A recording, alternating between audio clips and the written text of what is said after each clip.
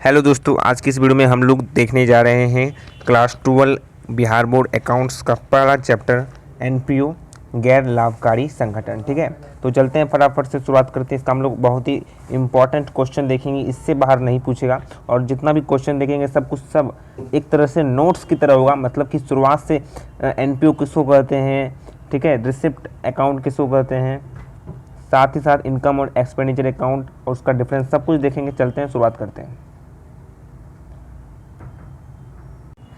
सबसे पहले देखेंगे, पहला क्वेश्चन है गैर लाभकारी संगठन का अर्थ बताएं। गैर लाभकारी संगठन का अर्थ, सबसे पहले यहाँ पर उसका होगा उत्तर, वे संगठन जो लाभ कमाने के बजाय, वे लोग लाभ नहीं कमाते हैं, वे लाभ कमाने के बजाय समाज को क्या करते हैं, समाज सेवा करते हैं, समाज को सेवाएं प्रदान करने के उद्देश्य से स्थापित की जाते हैं। मतलब एक ऐसा ऑर्गेनाइजेशन जो कि लाभ नहीं कमाना, उन्हें वो लाभ कमाने के उद्देश्य से वो संगठित नहीं करते हैं, वे केवल व केवल समाज सेवा करने के लिए वो स्थापित होते हैं। ठीक है, उनका जो गठन होता है वो केवल व केवल समाज सेवा करने के लिए होता है।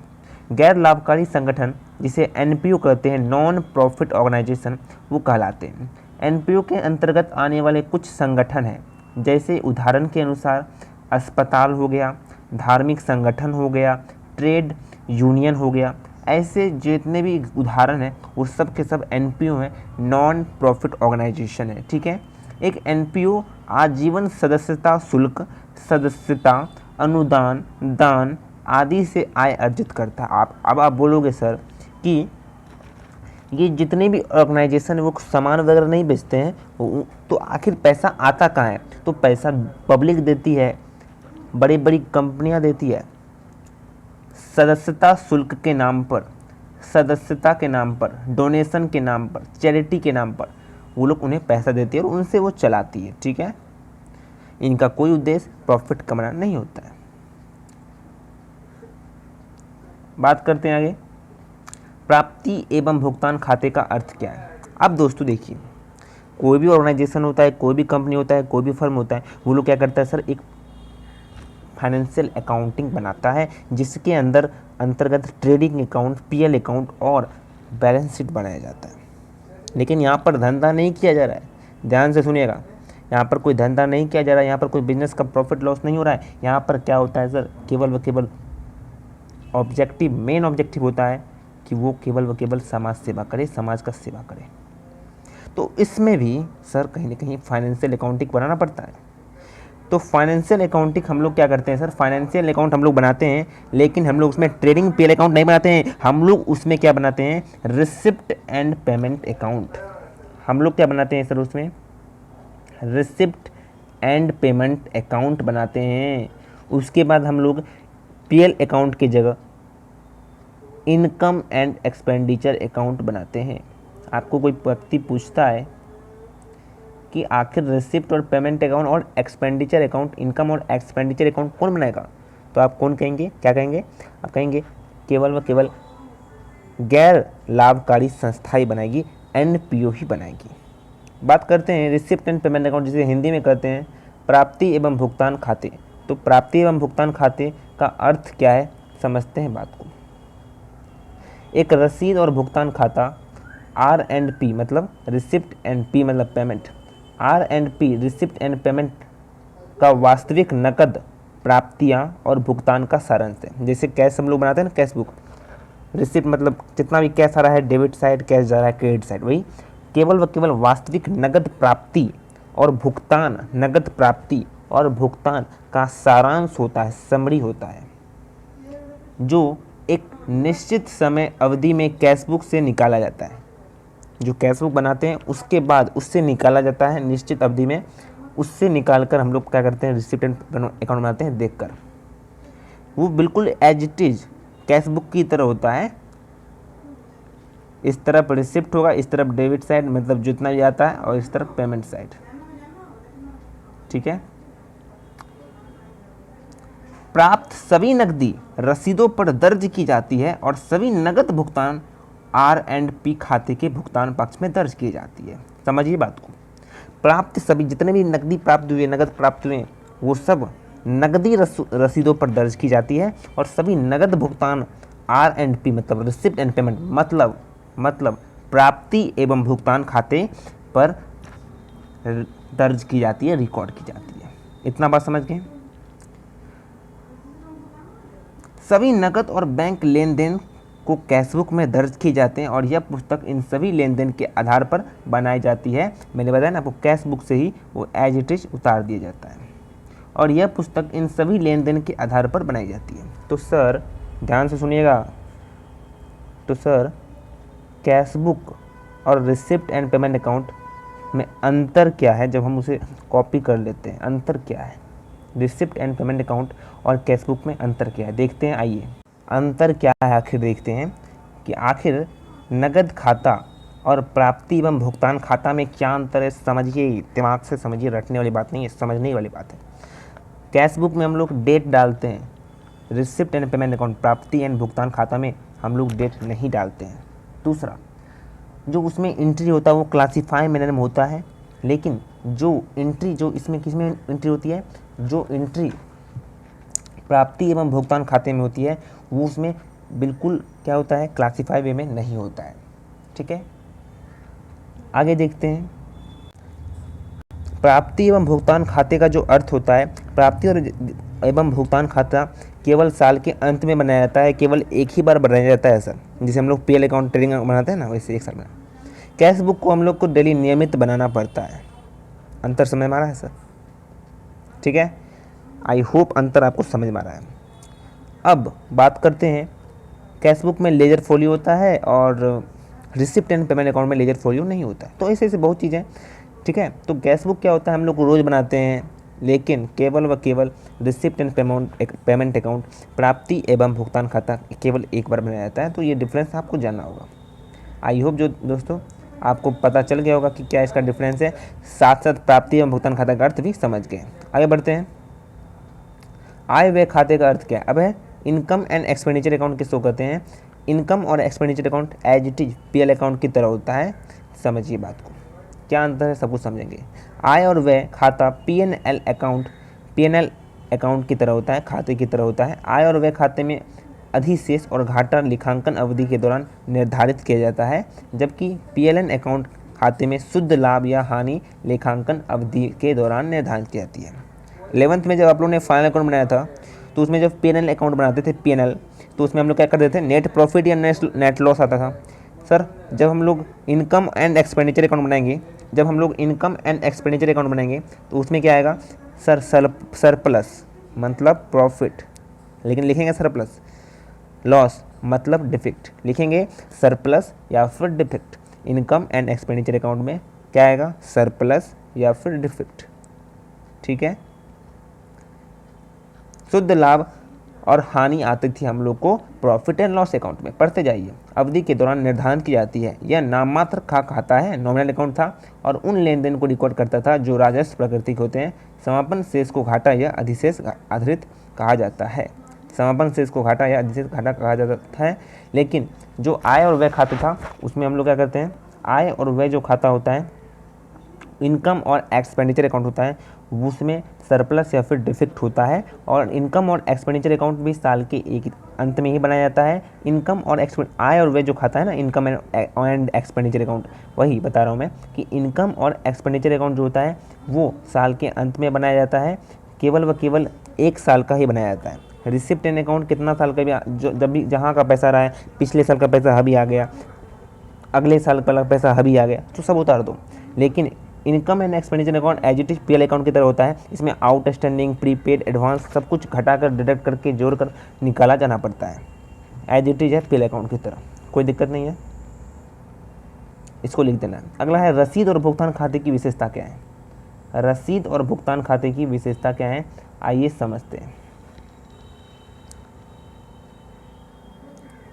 प्राप्ति एवं भुगतान खाते में निम्नलिखित विशेषता है। क्या विशेषता है? पहला, रिसिप्ट एंड पेमेंट अकाउंट में क्या विशेषता है?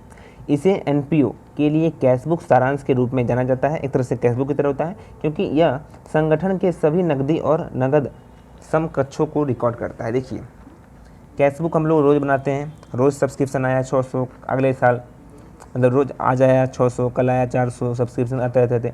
तो 1 साल का हम लोग रिकॉर्ड करते हैं, कैश बुक 1 साल तक रोज़ रोज़ बनाते हैं। तो उस सब का समरी करके, समराइज होता है ना, समराइज करके एक साथ जोड़ कर एक जगह सब्सक्राइब लिखते हैं, डोनेशन आया, एक जगह सब कुछ रिसिप्ट हुआ, वही होता है रिसिप्ट एंड पेमेंट अकाउंट। मतलब एक तरह से समझ सकते हैं कैश बुक का समरी फॉर्म होता है, केवल साल के एक बार बनाया जाता है, साल के अंत में फाइनेंशियल ईयर में बनाया जाता है, और कैश बुक डेली बनाते हैं। तो एक तरह से वही बोल रहा है कि कैश बुक का क्या एक तरह से सर सारांश है। अगला है, यह खाता नगद लेन देन को दर्शाता है और जो राजस्व और पूंजीगत प्रकृति के होते हैं। यह दोहरी प्रवृत्ति बही खाता प्रणाली का पालन नहीं करता है, क्योंकि यह लेन देन का सारांश है, क्योंकि लेन देन का सारांश है, दोहरी प्रवृत्ति नहीं हो सकता, केवल आना जाना। जो पैसा आएगा वो रिसिप्ट में जाएगा, जो पैसा जाएगा वो पेमेंट में जाएगा। इसमें वे लेन देन शामिल नहीं है जिसमें नकदी या बैंक आइटम नहीं है, जिसमें कैश आइटम नहीं है, जिसमें कैश आइटम नहीं है, नो कैश आइटम, वो नहीं उतरेगा। जैसे depreciation receipt and payment account में नहीं आएगा, जैसे बैड डेप्ट रिसिप्ट एंड पेमेंट अकाउंट में नहीं आएगा। केवल कैश से जुड़ा हुआ, नगद से जुड़ा हुआ जो भी पेमेंट होगा, रिसिप्ट होगा, ट्रांजैक्शन होगा, वही रिसिप्ट एंड पेमेंट अकाउंट में आएगा। इतना बात सबको समझ में आ रहा है? सुनते जाइए और इसको स्क्रीन के देखते जाइए, लिखते भी जाइए, स्क्रीनशॉट ले लेकर, या फिर आप वीडियो को पॉज करके भी लिख सकते हैं। समझिए, यह संगठन की नकदी स्थिति को प्रकट करने में मदद करता है। जो संगठन की नकदी स्थिति है उसको बताता है कि कितना कैश है, क्या चीज़ है, क्या नहीं है, कितना में कैश मिला है इस साल, कितना आया है, कितना गया है। नेक्स्ट क्वेश्चन है, प्राप्ति एवं भुगतान खाते से आय एवं व्यय खाता तैयार करने के लिए क्या कदम उठाए जाते हैं। बोल रहा है कि आखिर इनकम और एक्सपेंडिचर अकाउंट, आय और व्यय खाता बनाते कैसे हैं।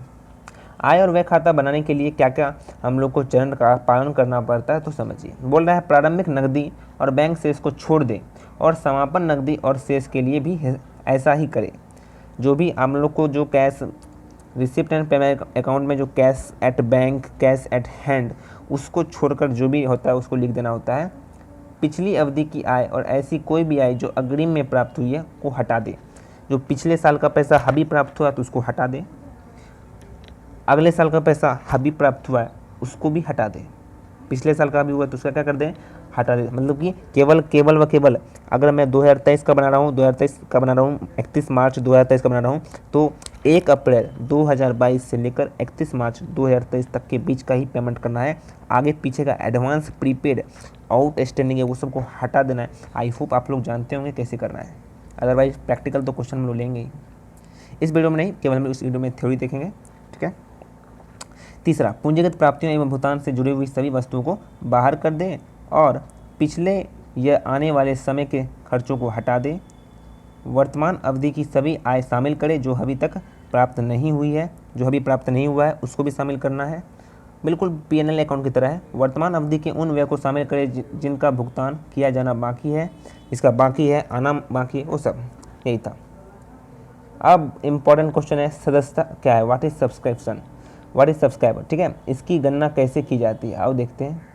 क्वेश्चन है, गैर लाभकारी संगठन के लिए सदस्यता आय के मुख्य स्रोत में एक के रूप में कार्य करती है। यह उस धन को संदर्भित करता है जो सदस्य अपनी सदस्यता को सक्रिय स्थिति में बनाए रखने के लिए समय समय पर भुगतान करते हैं। सदस्यता शुल्क का भुगतान मासिक, त्रैमासिक, अर्धवार्षिक या वार्षिक किया जाता है। जैसे लचीले विकल्पों में किया जा सकता है, यह R&P, रिसिप्ट एंड पेमेंट, भुगतान है ना, प्राप्ति एवं भुगतान खाते की रसीद पक्ष पर दिखाई जाती है। बिल्कुल सिंपल है।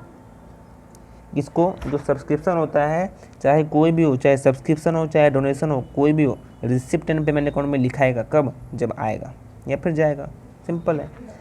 इतना बात समझ लीजिए क्लियर सर, कि रिसिप्ट एंड पेमेंट अकाउंट में हर वह चीज़ लिखाएगा जो कैश से जुड़ा हुआ आइटम है, ठीक है। जो कैश अगर आएगा तो भी लिखेंगे, कैश अगर जाएगा तो भी लिखेंगे, सिंपल। चलिए, ये तो सदस्यता का गणना बता रहा है किस तरीके से करना है। आगे बढ़ते हैं। पूंजी निधि क्या है, इसकी गणना कैसे की जाती है। पूंजी निधि क्या है, वह परिदृश्य जहां किसी एनपीओ की संपत्ति पर एनपीओ की संपत्ति का मूल्य उसकी देनदारियों से अधिक है, उसे पूंजी निधि कहा जाता है। यह लाभ कमाने के लिए काम करने वाले संगठन के लिए पूंजी की अवधारणा के समान है। यदि I&E इनकम एंड एक्सपेंडिचर खाते में से कोई अधिशेष राशि प्राप्त होती है तो इसे पूंजी निधि में जोड़ दिया जाता है। इसी तरह किसी भी घाटे को उसी से काट लिया जाता है और इसी से संचित निधि के रूप में जाना जाएगा। इतना सिंपल है। पूंजी निधि की गणना किस तरीके से करना है वो है। अब है इस कथन की व्याख्या करना है, प्राप्ति और भुगतान खाते रोकड़ बही का संक्षिप्त संस्करण है। तो इसको आप लोग आराम से देख लीजिएगा, बहुत सिंपल है। कैसे करता है तो कैश बुक से ही निकालता है, ठीक है। नेक्स्ट क्वेश्चन देखते हैं। गैर लाभकारी संगठन का आय और व्यय खाता एक व्यावसायिक संस्था के लाभ और हानि खाते के समान है। बोल रहा है कि जो गैर लाभकारी संगठन का जो आय और व्यय खाता है वो व्यावसायिक संस्था के लाभ हानि खाते के समान है। बिल्कुल, मैंने बताया ना कि जो P&L अकाउंट है वो बिल्कुल सेम टू सेम इनकम और एक्सपेंडिचर अकाउंट की तरह ही है, तो इसमें कोई डरने वाली बात यहाँ पर है ही नहीं, ठीक है। नेक्स्ट क्वेश्चन है, प्राप्ति और भुगतान खाते तथा आय और व्यय खाते के बीच में अंतर स्पष्ट करें। तो जब भी अंतर आएगा तो आप लोग 3 लाइन खींचेंगे, बेसिक का और 2 जो डिफरेंस होते हैं उसका।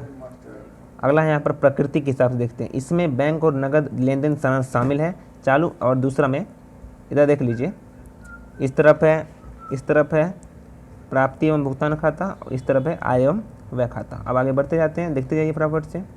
प्रकृति के हिसाब से इसमें बैंक और नगद लेन देन शामिल है, इसमें वहीं इनकम और एक्सपेंडिचर अकाउंट में चालू वर्ष के लिए आय और व्यय शामिल है। अगला राजस्व और पूंजीगत लेन देन दोनों दर्ज किए जाते हैं, मतलब capital receipt and expenditure receipt दोनों के दोनों क्या इसमें शामिल है। इसमें कैपिटल रिसिप्ट और रेवेन्यू रिसिप्ट दोनों शामिल होते हैं। इसमें केवल रेवेन्यू रिसिप्ट ही शामिल होता है, राजस्व लेन देन ही शामिल होता है। डेबिट पक्ष, नकदी और बैंक रसीद रिकॉर्ड करते हैं। डेबिट पक्ष में यहाँ चालू लेखा वर्ष के लिए जितने भी खर्चे हैं उसको डेबिट तरफ लिख देते हैं, ठीक है। श्रेय पक्ष में नगद और चेक के रूप में प्राप्त भुगतान का रिकॉर्ड रखता है। यहाँ पर चालू लेखा वर्ष के दौरान जितना भी आय या फिर लाभ हुआ है उसको रिकॉर्ड करते हैं क्रेडिट वर्ड में। यहाँ है खाते का प्रकार, ये असली हिसाब है, यहाँ पर नाम मात्र खाता है, नॉमिनल अकाउंट है। आगे करते हैं लेखांकन अवधि कब का होता है। यहाँ पर वर्ष के दौरान की गई प्राप्तियाँ भुगतान की रिकॉर्ड करते हैं, चाहे वो वर्तमान का पैसा हो, चाहे वो भविष्य का पैसा हो, चाहे वो पास्ट का पैसा हो। अगर वो इस साल आया है तो सारा का सारा कहाँ लिखाएगा, रिसिप्ट एंड पेमेंट अकाउंट में लिखा जाएगा। हमें कोई मतलब नहीं है कि वो कब का पैसा है। लेकिन इनकम और एक्सपेंडिचर अकाउंट में केवल चालू लिखा होगा, जैसे हम लोग P&L अकाउंट में बनाते थे, आउटस्टैंडिंग, प्रीपेड, एडवांस सबको काट कर हटाकर केवल इस साल का लिखते थे। एज इट इज़ बार बोल रहा हूँ, as it is income and expenditure account में भी वही होगा।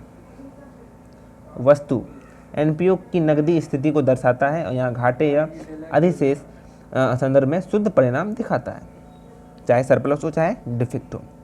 मूल्यह्रास जैसी गैर नगद वस्तुएं शामिल नहीं है। डेप्रिसिएशन, बैड डेप्ट ये सब शामिल नहीं है, लेकिन यहाँ पर शुद्ध लाभ या हानि निर्धारण करने के लिए मूल्यह्रास, अशुद्ध ऋण जैसे गैर नगद वस्तुएं भी शामिल है।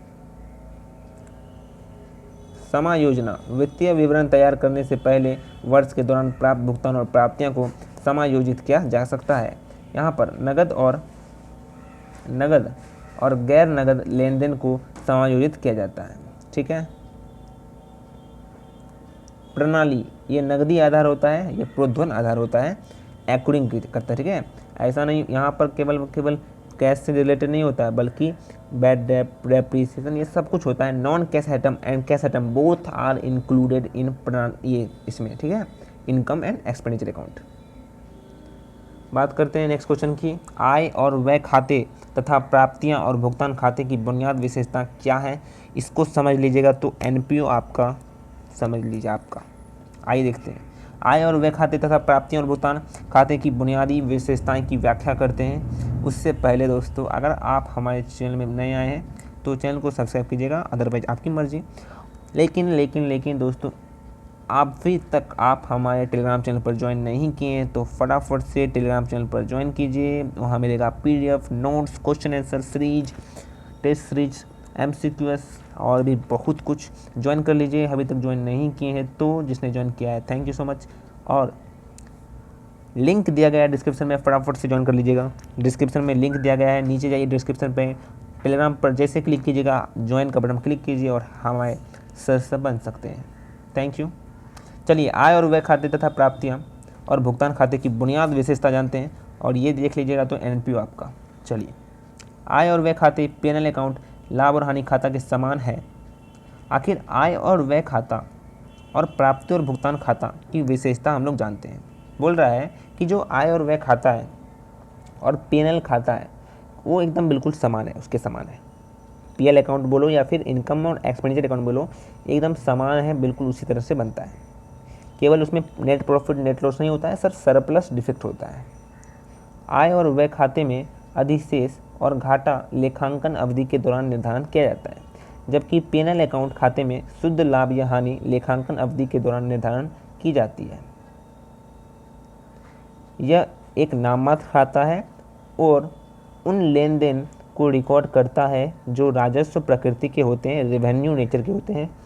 समापन शेष का घाटा या अधिशेष घाटा आधारित किया जाता है, सरप्लस और डिफेक्ट। इनकम और एक्सपेंडिचर अकाउंट खाते की बुनियाद विशेषता इस प्रकार से है। यह एक नाममात्र खाता है, इसका विशेषता समझिए, आएगा एग्जाम में लिखना होगा कि आखिर विशेषता क्या है। तो ये एक तरह से नाममात्र खाता है, रिसिप्ट एंड पेमेंट अकाउंट के आधार पर तैयार किया गया है। आय और व्यय की परवाह किए बिना सभी राजस्व मदे स्थानांतरित हो जाती है। जो लेन देन पूंजीगत प्रकृति के होते हैं उन्हें खाते में शामिल नहीं किया जाता है। जो पूंजीगत प्रकृति के होते हैं, पूंजीगत प्रकृति के जो भी होते हैं उसे शामिल नहीं किया जाता है। ठीक है, समझ रहे बात को। यह पीएल अकाउंट खाते के बिल्कुल समान है, एज इट इज है। केवल वर्तमान लेखांकन वर्ष की वस्तुओं को रिकॉर्ड करता है, किसी भी अन्य लेन देन को शामिल नहीं करता है। कौन? इनकम एंड एक्सपेंडिचर अकाउंट का विशेषता बता रहे हैं, ध्यान से समझिए। प्रीपेड खर्च, मूल्य ह्रास, अग्रिम प्राप्त आय जैसी वस्तुओं का समायोजित किया जाता है, उसको हटाया जाता है, जोड़ा जाता है, सब निकाल कर केवल इस साल का बताया जाता है। व्यय और आय की स्थिति के आधार पर संतुलन का आंकड़ा अधिशेष या घाटे के रूप में व्यक्त किया जाता है। अब यहाँ तक खत्म हो गया। अब हम लोग चलते हैं रसीद और भुगतान खाते के बारे में, समझते हैं क्या है। रसीद और भुगतान खाता वास्तविक नगद प्राप्तियां और भुगतान के सारांश है, जो एक निश्चित समय अवधि में कैश बुक से निकाला जाता है और प्राप्त सभी नकदी रसीदों पर दर्ज की जाती है, और सभी नगद भुगतान प्राप्तियां और भुगतान खाते के भुगतान पक्ष पर दर्ज किया जाता है।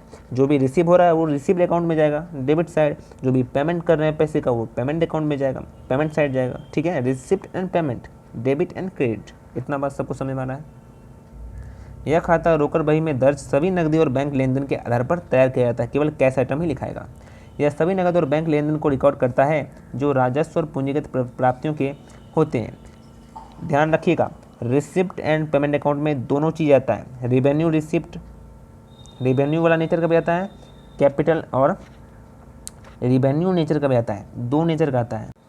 एक तो आता है रिवेन्यू रिसिप्ट रेवेन्यू नेचर का, और दूसरा आता है कैपिटल रिसिप्ट का। लेकिन इनकम और एक्सपेंडिचर अकाउंट में केवल एक ही नेचर का होता है। बोलिए बताइए कौन?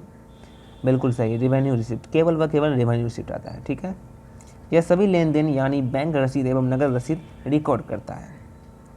यह खाता बैंक और नगद प्राप्तियों के समापन शेष को निर्धारित करने में मदद करता है।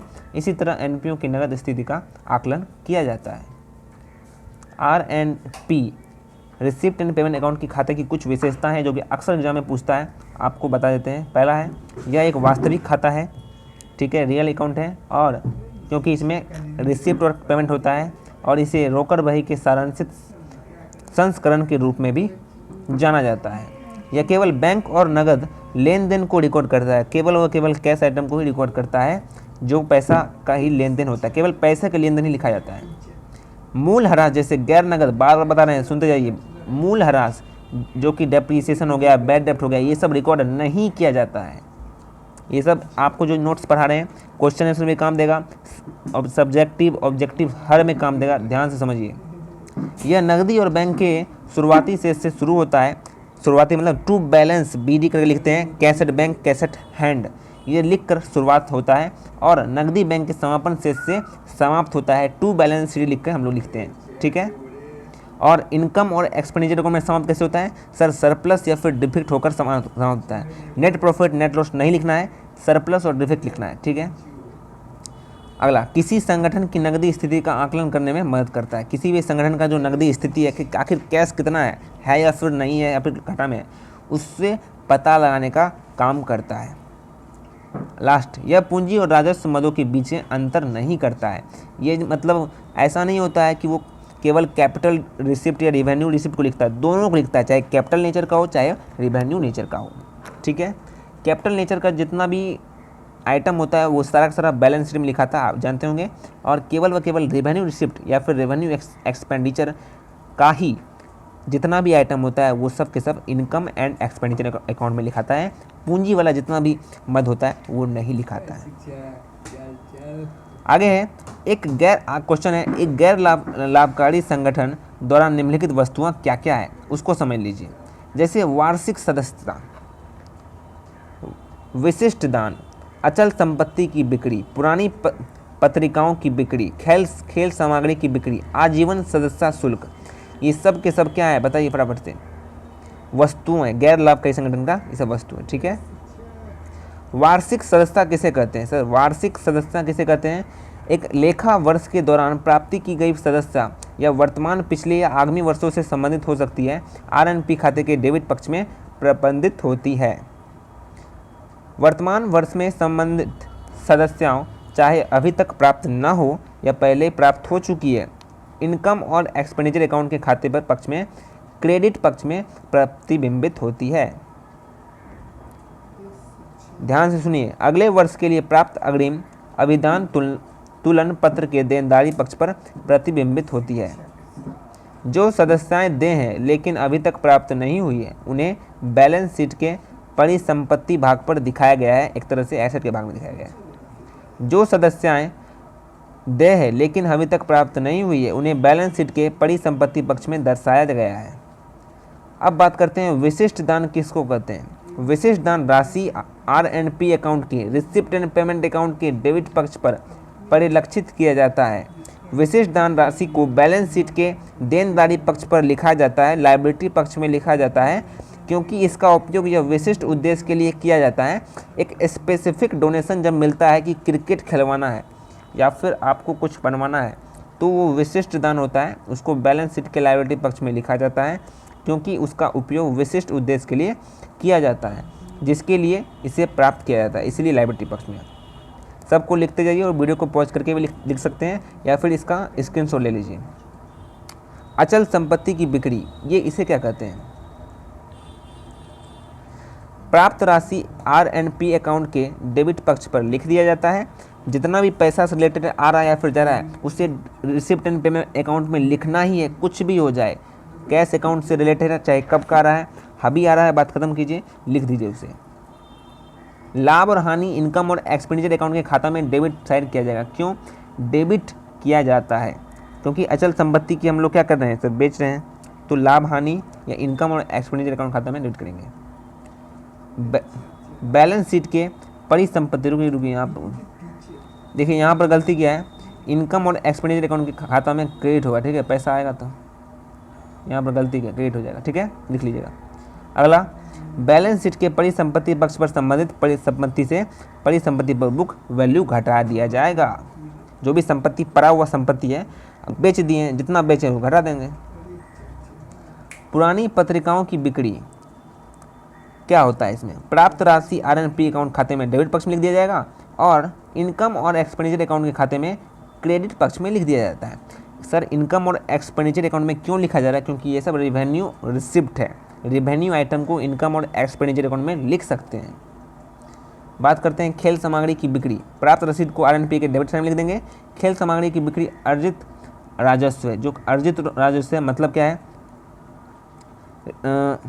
अर्जित राय मतलब क्या होता है, रेवेन्यू रिसिप्ट है, जिस कारण से हम लोग इसको इनकम एंड एक्सपेंडिचर अकाउंट के क्रेडिट पक्ष में प्रतिबिंबित कर सकते हैं, लिख सकते हैं और लिखना भी है।